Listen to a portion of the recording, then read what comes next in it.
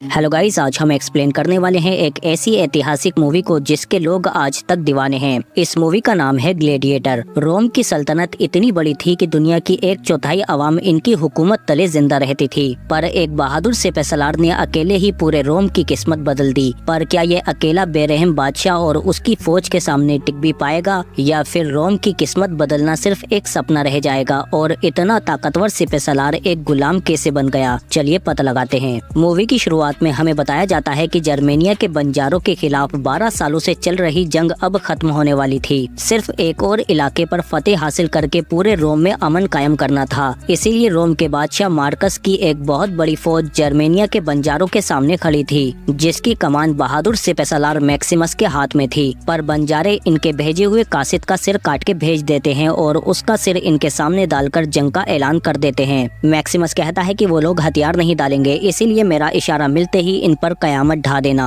और फिर मैक्सिमस खुद पीछे से हमले के लिए अपनी दूसरी सैन्य टुकड़ी के पास जाने लगता है और वहां पहुंचकर अपनी सैन्य टुकड़ी से कहता है कि आज हम जो भी ख्वाब देखेंगे वो पूरा होगा। और इधर बादशाह की बची हुई फौज भी हमले के लिए सारे हथियार और गोला बारूद के साथ तैयार है। और मैक्सिमस का इशारा मिलते ही ये लोग बंजारों की फौज पर जबरदस्त हमले करना शुरू कर देते हैं। आग के गोलों और तीरों से काफी बंजारे मारे जाते हैं और पीछे से मैक्सिमस भी दूसरी सैन्य टुकड़ी के साथ इनकी तरफ आ रहा है। पहले ताकतवर हमले से ही बंजारे सामने से घिर चुके थे और अब बादशाह की फौज इनकी तरफ आने लगती है और बंजारे जैसे ही इन पर हमला करते हैं तो तभी पीछे से मैक्सिमस भी दूसरी टुकड़ी के साथ इन पर टूट पड़ता है और अब बंजारे दोनों तरफ से बीच में घिर चुके हैं। और घोड़े से गिरने के बाद भी मैक्सिमस काफी बंजारों को मार गिराता है और जल्दी ही इस पूरे कत्लेआम का अंत मैक्सिमस और रोम के राजा मार्कस की जीत के साथ होता है, जो दूर से ये सब देख रहे थे। और इधर हम बादशाह के बेटे कोमोडस और उनकी बेटी लूसिला को देखते हैं। कोमोडस फौरन अपने पिता से मिलने के लिए निकल जाता है और इधर हम देखते हैं कि रोम के बादशाह मैक्सिमस से बहुत खुश होते हैं और उससे कहते हैं कि हमारे बहादुर सिपह सलार को क्या इनाम दिया जाए। जिस पर मैक्सिमस कहता है कि मैं अपने घर जाने की इजाजत चाहता हूं ताकि अपने बीवी बच्चे से मिल सकूं। तभी बादशाह का बेटा कोमोडस भी यहाँ पर आ जाता है, पर वो देखता है कि सभी लोग मैक्सिमस का गुणगान कर रहे हैं और बादशाह भी मैक्सिमस से बहुत खुश हैं। और फिर जब कोमोडस अपने पिता के पास आता है तो उसके पिता कहते हैं कि जंग खत्म हो गई बरखुरदार, सम्मान करो मैक्सिमस का जिसने ये जंग जीती है। और इसी दौरान हम देखते हैं कि बादशाह अपने बेटे को कुछ खास पसंद नहीं करते हैं और यहाँ से चले जाते हैं। इसके बाद रात को मैक्सिमस की मुलाकात जब कोमोडस से होती है तो वो कहता है कि मुझे तुम जैसे वफादारों की जरूरत पड़ेगी, क्या वक्त आने पर तुम मेरा साथ दोगे? जिस पर मैक्सिमस कहता है कि मैं आपके पिता से इजाजत लेकर अपने घर जा रहा हूँ। तभी हम राजा की बेटी लूसिला को देखते हैं और बादशाह अपनी बेटी से मिलकर बहुत खुश होते हैं और कहते हैं कि काश तुम मेरा बेटा होती। अगली सुबह जब बादशाह मैक्सिमस को अपने पास बुलाते हैं तो उससे कहते हैं कि मैंने अपनी 25 साल की हुकूमत में कई देशों पर फतेह हासिल की, जंगे लड़ी, खून बहाया और अपनी सल्तनत को ज्यादा से ज्यादा फैलाया। पर मेरे इतने सालों की हुकूमत में सिर्फ 4 साल ही अमन कायम रह पाया। रोम की हुकूमत के लिए मेरे हजारों सिपाहियों ने अपना खून बहाया, पर अब रोम के लिए मैं अपना पुराना सपना साकार करना चाहता हूँ। राजतंत्र में सारी ताकत राजा के पास होती है, पर अब वक्त आ गया है कि रोम को उसकी आवाम के हवाले कर दिया जाए। मैं अब बूढ़ा हो चुका हूँ और मैं चाहता हूँ कि रोम पर एक बादशाह की हुकूमत नहीं बल्कि आवाम की हुकूमत होनी चाहिए। इसीलिए मैं तुम्हें अपना उत्तराधिकारी चुनता हूँ। जल्दी ही मेरा बेटा कोमोडस भी मेरा ये फैसला मान लेगा और तुम ही रोम के बादशाह बनोगे, ताकि रोम की आवाम को लोकतंत्र के लिए तैयार करके पूरे रोम की सल्तनत आवाम को सौंप सको। तुम्हारे पास कल सुबह तक का वक्त है। कल सुबह मैं सबको बता दूंगा कि तुम ही अगले बादशाह बनोगे। इसके बाद मैक्सिमस जब बाहर आता है तो लूसिला उसे रोक लेती है और उससे कहती है कि मेरे पिता को तुम पर कुछ ज्यादा ही भरोसा है। क्या तुम मेरे भाई कोमोडस की भी ऐसे ही खिदमत करोगे जब वो बादशाह बनेगा? जिस पर मैक्सिमस कहता है कि मैं सिर्फ रोम की खिदमत करता हूँ। इसके बाद इधर बादशाह अपने बेटे कोमोडस को बुलाते हैं और उससे कहते हैं कि तुम अगले बादशाह नहीं बनोगे, तुम्हारी जगह मैक्सिमस बादशाह बनेगा। और जब रोम लोकतंत्र के लिए तैयार हो जाएगा तो मैक्सिमस हुकूमत सियासतदानों को सौंप देगा। जिस पर कोमोडस बहुत दुखी होता है और कहता है कि अफसोस, आपकी नजर मेरी किसी भी खूबी पर नहीं पड़ी। मैं जिंदगी भर आपको खुश करने में लगा रहा। अगर आप एक बार भी प्यार के 2 अल्फाज बोलते तो मैं दुनिया को काट कर रख देता। जिस पर बादशाह अपने बेटे को गले लगा लेते हैं, पर कोमोडस उसी दौरान उनका दम घोटकर उन्हें मार देता है। पर मैक्सिमस समझ जाता है कि बादशाह का कत्ल हुआ है, इसीलिए वो कोमोडस को बादशाह मानने से इनकार कर देता है। पर कोमोडस इसे गिरफ्तार करके मारने के लिए भेज देता है और सिपाही बताते हैं कि तुम्हारे साथ तुम्हारे बीवी बच्चे को भी मार दिया जाएगा। पर मरने से पहले मैक्सिमस इन सिपाहियों पर हमला करके इन सिपाहियों को मार देता है और उनका घोड़ा लेकर फौरन अपने परिवार के पास जाने लगता है। पर इसका घर बहुत दूर होने की वजह से ये लगातार दिन रात चलता रहता है और सफर करता रहता है। लेकिन मैक्सिमस से पहले यहाँ पर कोमोडस के सिपाही आ जाते हैं और मैक्सिमस के बेटे और बीवी को मार देते हैं। और जब मैक्सिमस यहाँ पहुँचता है तो उसे चारों तरफ तबाही और लाशें मिलती हैं, जिनमें उसके बीवी बच्चे की भी लाशें होती हैं। जिसके बाद मैक्सिमस रोते हुए अपने बीवी बच्चे को दफन करके वहीं पर लेट जाता है और फिर तभी कुछ लोग मैक्सिमस को उठाकर अपने साथ ले जाते हैं। और जब इसकी आँख खुलती है तो ये गुलामों के एक जत्थे में होता है। और फिर इधर दूर दराज के बाजार में हम एक प्रोक्सिमो नाम के आदमी को देखते हैं जो गुलाम खरीदता है। और कुछ देर बाद इस बाजार में बाकी गुलामों के साथ मैक्सिमस को भी गुलाम बनाकर बिठा दिया जाता है, जहाँ पर प्रोक्सिमो इन सबको खरीद लेता है और फिर इनसे कहता है कि मैंने तुम पर इतने पैसे इसीलिए खर्च किए हैं ताकि मैं तुम्हारी मौत से भी फायदा उठा सकूं। अब तुम सब मेरे गुलाम हो, इसीलिए मेरे इशारे पर तुम आखिरी सांस तक लड़ोगे, क्योंकि अब तुम गुलाम नहीं बल्कि मेरे ग्लेडिएटर बन चुके हो। इसके बाद प्रोक्सिमो का एक सिपाही हैगन लड़ने वाले सिपाहियों पर लाल निशान लगाकर उन्हें अलग कर लेता है। पर जब मैक्सिमस के लड़ने की बारी आती है तो मैक्सिमस उससे नहीं लड़ता बल्कि ऐसे ही खड़ा रहता है। पर प्रोक्सिमो समझ जाता है कि ये एक सिपाही है। इसके बाद प्रोक्सिमो इन्हें लड़ने के लिए दूसरी जगह पर ले जाता है, जहाँ मैक्सिमस देखता है कि गुलाम इंसानों को यहाँ भेड़ बकरियों की तरह बेचा जा रहा है। पर लड़ने से पहले प्रोक्सिमो इनसे कहता है कि मैं जानता हूँ कि तुम में से कुछ लोग लड़ना नहीं जानते, पर जब मौत तुम्हारे सामने होगी तो अपने आप लड़ना आ जाएगा। बस इस तलवार को सामने वाले के सीने में घुसा देना, लोग तुम पर तालियां बजाएंगे और तुम लोग मशहूर हो जाओगे। मरना तो सबको एक दिन है ही, लेकिन तुम लोग अपनी मौत को यादगार बना सकते हो ताकि लोग मरने के बाद भी कहें कि वो तलवारबाज वाकई मर्द था। इसके बाद दो सिपाहियों के हाथ में जंजीरें बांधकर उनकी जोड़ियां बना दी जाती हैं और जैसे ही ये लोग बाहर निकलते हैं तो दूसरे सिपाही इन पर मौत की तरह बरसने लगते हैं, जिनसे बचने के लिए इन सबको लड़ना ही पड़ता है और अपनी जान बचाने के लिए सामने वाले को मारने लगते हैं। इसी दौरान हेगन का साथी मारा जाता है, पर हेगन दुश्मन को मारकर अपने साथी का हाथ काटकर खुद को आजाद कर लेता है। और जुबा की जोड़ी मैक्सिमस के साथ बनी होती है, इसीलिए ये दोनों काफी अच्छे से लड़ पाते हैं। हेगन अपने साइज का पूरा फायदा उठाता है, पर कमजोर गुलाम मारे जाते हैं। पर लोग जुबा और मैक्सिमस की लड़ाई देखकर काफी खुश होते हैं, जो यहाँ सिर्फ मौत का नजारा देखने के लिए पैसे खर्च करते हैं। एक की जीत का मतलब होता है दूसरे की मौत। मैक्सिमस देखता है कि लोग जीतने वालों से खुश हैं और मरने वालों की किसी को परवाह नहीं। और फिर इधर हम देखते हैं कि रोम में पूरी शानो शौकत के साथ कोमोडस जनता के सामने आता है, क्योंकि अब ये एक बादशाह बन चुका है जिसकी पकड़ अब पूरे रोम पर है। और फिर जब सियासतदान कोमोडस को जनता की समस्याओं के बारे में बताते हैं तो कोमोडस उन पर ध्यान नहीं देता। पर तभी सियासतदानों में से एक ग्रेकस कहता है कि हम सियासतदानों को आवाम चुनती है ताकि हम राजा को उनकी समस्याएं बता सकें। पर कोमोडस कहता है कि मैं अपनी आवाम को अच्छे से जानता हूँ, वो मेरे बच्चे हैं। तभी बीच में लूसिला आ जाती है और कहती है कि मेरा भाई बहुत थक गया है, आप अपनी फहरिस्त मुझे दे दें, बादशाह कोमोडस आवाम की सभी समस्याओं को दूर कर देंगे। इसके बाद लूसिला जब अपने भाई के पास आती है तो उससे कहती है कि तुम सियासतदानों को ऐसे नजरअंदाज नहीं कर सकते। जिस पर कोमोडस कहता है कि रोम पर सिर्फ हम दोनों हुकूमत करेंगे। पर लूसिला कहती है कि सियासतदानों को मुल्क की आवाम चुनती है। पर कोमोडस कहता है कि मुल्क को चलाने के लिए एक बादशाह की जरूरत होती है, लोगों को उनके मुल्क की महानता दिखाओ तो वो खुश हो जाते हैं, इसीलिए मैं उनको महानता की ऐसी तस्वीर दिखाऊंगा कि वो कभी भूल नहीं पाएंगे। क्योंकि कोमोडस रोम में लड़ाई के लिए एक बहुत बड़ा अखाड़ा बना रहा है जिसे देखकर लोग दीवाने हो जाएंगे। और जब ये बात सियासतदानों को पता चलती है तो वो कहते हैं कि कोमोडस लोगों को खेलों में उलझाए रखेगा। मौत और डर के इस खेल में लोग इतने खो जाएंगे कि कोमोडोस उनकी आजादी छीन लेगा, पर वो फिर भी उसकी जय जयकार करेंगे। और इधर हम देखते हैं कि मैक्सिमस भी एक के बाद एक कई छोटे बड़े अखाड़ों में लड़कर जीतता जा रहा है और अकेले ही ये कई सारे ग्लेडिएटर को मार गिराता है और लोग मैक्सिमस के दीवाने हो चुके हैं और उसकी जय जयकार करने लगते हैं। इसके बाद प्रोक्सिमो मैक्सिमस को अपने पास बुलाकर बताता है कि बादशाह कोमोडस ने अपने पिता की याद में रोम के अंदर दुनिया का सबसे बड़ा अखाड़ा बनाया है, जहाँ पर ग्लेडिएटर अपनी आखिरी सांस तक लड़ेंगे और हमारे लिए मालामाल होने का इससे बढ़िया मौका दोबारा नहीं आएगा। इसीलिए अब हम रोम जाएंगे और तुम वहाँ लड़कर जब जीतोगे तो हजारों लोग तुम्हारी वाहवाही करेंगे और तुम उनके सबसे चहीते बन जाओगे। और फिर हम देखते हैं कि ये लोग जल्दी ही रोम के लिए निकल जाते हैं और फिर सालों बाद किस्मत फिर से मैक्सिमस को वापस रोम में ले आई है। पर ये लोग दुनिया के सबसे बड़े लड़ाई के मैदान को देखकर हैरान रह जाते हैं। इधर महल में कोमोडस लूसिला से कहता है कि मैं रोम को इतना शानदार बनाऊंगा कि तारीख याद रखेगी। इसके बाद रात को छिपकर लूसिला जब सियासतदानों के पास आती है तो उन्हें बताती है कि कोमोडोस ने भंडारों में रखे हुए अनाज को भी बेचना शुरू कर दिया है। 2 साल में ही रोम के लोग भूख से मरने लगेंगे। जिस पर सियासतदान कहते हैं कि रोम के लोगों को ये बात पता होनी चाहिए। पर लूसिला कहती है कि उन्हें कैसे बताओगे, क्योंकि जल्दी ही वो तुम सियासतदानों को भी बर्खास्त करने वाला है। तो कौन है है जो उसे रोक पाएगा। मैं सालों से इस महल में कैद हूँ क्योंकि मेरा बेटा तख्त का उत्तराधिकारी है, इसीलिए अब कोमोडोस को मरना होगा, जिसके बाद मेरा बेटा बादशाह बनेगा।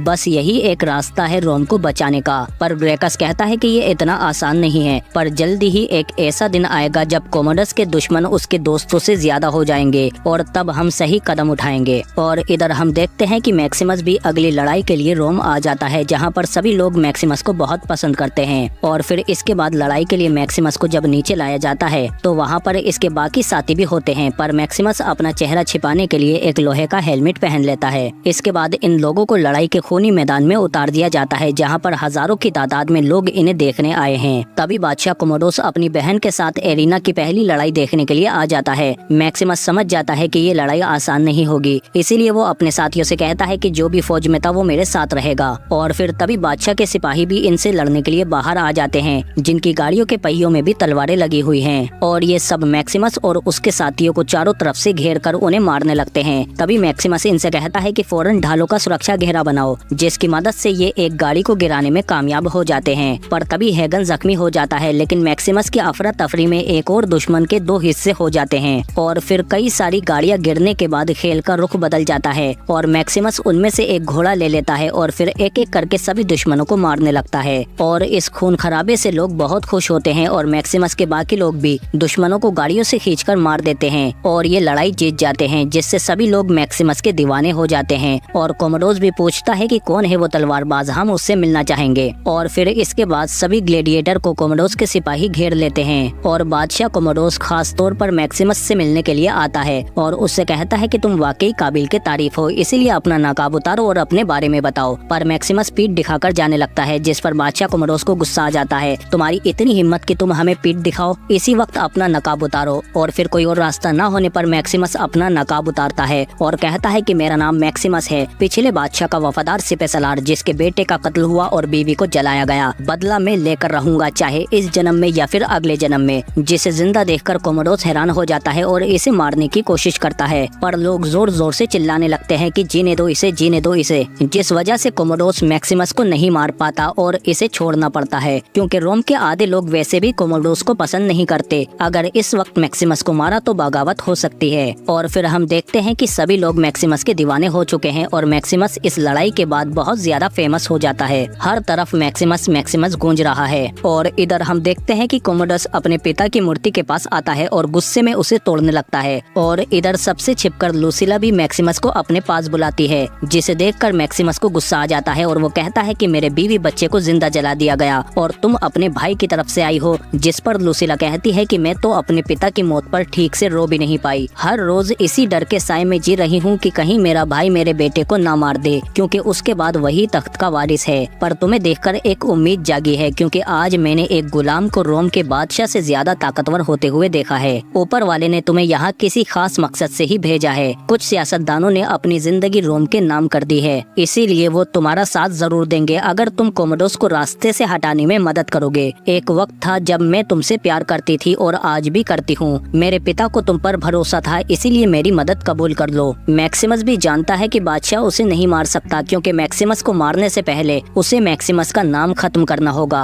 इसीलिए अगले दिन हम देखते हैं कि बादशाह लड़ाई के मैदान में अपने सबसे ताकतवर योद्धा को उतारता है, जो आज तक कभी नहीं हारा। और इधर हम मैक्सिमस को देखते हैं जो लड़ाई के लिए तैयार है और जल्दी ही जब ये बाहर आता है तो लोग इसे देखकर दीवाने हो जाते हैं। पर लड़ाई से पहले मैक्सिमस समझ जाता है कि कुछ गड़बड़ है, क्योंकि लड़ते वक्त अचानक से एक टाइगर इस पर हमला कर देता है। पर चेन से बने होने की वजह से वो एक हद तक ही हमला कर सकते हैं। और इस सब के बीच में ही मैक्सिमस को बादशाह के सिपाही से लड़ना पड़ता है और तभी गिरने पर दूसरी तरफ से एक और टाइगर हमला कर देता है। पर मैक्सिमस उससे बचकर लड़ता रहता है और वो टाइगर भी जंजीर से आजाद होने की पूरी कोशिश करते हैं, लेकिन जरा सी चूक होते ही टाइगर मैक्सिमस पर चढ़ जाता है। पर मैक्सिमस उसे दूर फेंक देता है और फिर जल्दी ही उस सिपाही पर हावी होकर उसका हथियार गिरा देता है। पर तभी दूसरा टाइगर मैक्सिमस पर हमला कर देता है, पर मैक्सिमस अपनी तलवार से उसे मार देता है और फिर मौका मिलते ही बादशाह के सिपाही को भी हरा देता है। और फिर हारने के बाद चारों तरफ से लोग चिल्लाने लगते हैं कि उसे मार दो, उसे मार दो। पर मैक्सिमस बादशाह की तरफ देखने लगता है और फिर जब कोमोडोस अपने शाही योद्धा को मारने का आदेश देता है तो मैक्सिमस उसे नहीं मारता बल्कि छोड़ देता है, जिसे देखकर सभी लोग मैक्सिमस को रहमदिल योद्धा के नाम से बुलाने लगते हैं और चारों तरफ रहमदिल मैक्सिमस गूंजने लगता है। और फिर जब मैक्सिमस बाहर आता है तो चारों तरफ तरफ उसके नारे लग रहे होते हैं। पर इसी बीच मैक्सिमस का वफादार सिपाही आ जाता है और बताता है कि आपकी फौज आपका ऑस्ट्रिया में इंतजार कर रही है। जिस पर मैक्सिमस कहता है कि बताओ उन्हें, मैं जिंदा हूँ और मुझसे आकर मिलें। और इधर हम देखते हैं कि कोमोडोस गुस्से से आग बबूला हो रहा है और इधर लूसिला सियासतदानों को मैक्सिमस से मिलाने के लिए लाती है। जिस पर मैक्सिमस उसे बताता है कि मेरी फौज तैयार है जो किसी भी वक्त मेरे एक इशारे पर कोमोडोस का तख्ता पलट कर सकती है। तुम्हारे लिए मैं कोमोडोस को मारूंगा, पर मेरी फौज वफादार बनकर आप लोगों की मदद करेगी ताकि रोम की हुकूमत सियासतदानों के हाथ में आ सके और रोम के अंदर एक बार फिर से राजा की नहीं बल्कि लोगों की हुकूमत हो। जिस पर ग्रेकस कहते हैं कि जब तुम्हारे पास पूरी ताकत होगी और रोम तुम्हारे कब्जे में होगा तो क्या तुम उसे ऐसे ही छोड़ दोगे? क्या तुम भी बादशाह की तरह रोम पर हुकूमत नहीं करोगे? जिस पर मैक्सिमस कहता है कि रोम के अंदर लोकतंत्र लाना हमारे पुराने बादशाह का सपना था और मेरी वफादारी रोम और उनके लिए है, इसीलिए मैं उनके ख्वाब को जरूर पूरा करूंगा। जिस पर ग्रेकस कहता है कि हम यहाँ से निकलने में तुम्हारी मदद करेंगे ताकि वक्त आने पर तुम हमारी मदद कर सको। और फिर रात को लूसिला मैक्सिमस को यहाँ से निकालने के लिए आ जाती है और इससे कहती है कि सिजेरो बाहर घोड़े पर तुम्हारा इंतजार कर रहा है। पर इधर हम देखते हैं कि इस सब की भनक कोमोडोस को भी लग जाती है और वो लूसिला से कहता है कि मैं तुम्हारा प्लान जानता हूँ, तुमने मुझे बेवकूफ समझा है क्या? अब तुम्हारे पास सिर्फ एक रास्ता है कि तुम मुझसे शादी करोगी और मुझे इस सल्तनत के लिए मेरा वारिस पैदा करके दोगी। अगर तुमने इनकार किया या खुद को मारने की कोशिश की तो मैं तुम्हारे बेटे को मार दूंगा। और इधर हम देखते हैं कि जल्दी ही कोमोडोस के सिपाही मैक्सिमस को पकड़ने के लिए पहुंच जाते हैं और दरवाजा तोड़कर जैसे ही अंदर आते हैं तो मैक्सिमस के साथी उन सिपाहियों को रोकने की कोशिश करते हैं और मैक्सिमस को यहाँ से भगा देते हैं। पर इस सब के बीच में प्रोक्सिमो और हेगर जैसे वफादार साथी भी मारे जाते हैं। और जब मैक्सिमस अपने वफादार सिपाही के पास पहुँचता है तो कोमोडोस के सिपाही चारों तरफ से मैक्सिमस को घेर लेते हैं और मैक्सिमस अपनी फौज के पास पहुँचने से पहले ही पकड़ा जाता है। और फिर अगली सुबह जब कोमोडोस इसके पास आता है तो वो कहता है कि मैं तुम्हें ऐसे नहीं मार सकता वरना तुम लोगों के लिए शहीद बन जाओगे। और रोम के लोग मुझ पर अभी भी यकीन नहीं करते, इसीलिए जब मैं उनके चहीते योद्धा मैक्सिमस को लड़ाई के मैदान में हराऊंगा तो वो मुझे चाहने लगेंगे और इस तरह से रोम की हुकूमत पर मेरा पूरा कब्जा हो जाएगा और आज तुम्हें हराने के बाद तुम्हारी ये शोहरत भी मेरी हो जाएगी। लेकिन लड़ाई से पहले ही कोमोडोस खंजर मारकर मैक्सिमस को काफी जख्मी कर देता है ताकि ये ठीक से न लड़ पाए और कोमोडोस आसानी से जीत जाए। और फिर हम देखते हैं कि जल्दी ही ये लोग लड़ाई के मैदान में आ जाते हैं जिन्हें देखकर लोग पागलों की तरह चिल्लाने लगते हैं और फिर ये दोनों आपस में लड़ने लगते हैं। जख्मी होने की वजह से मैक्सिमस ठीक से नहीं लड़ पाता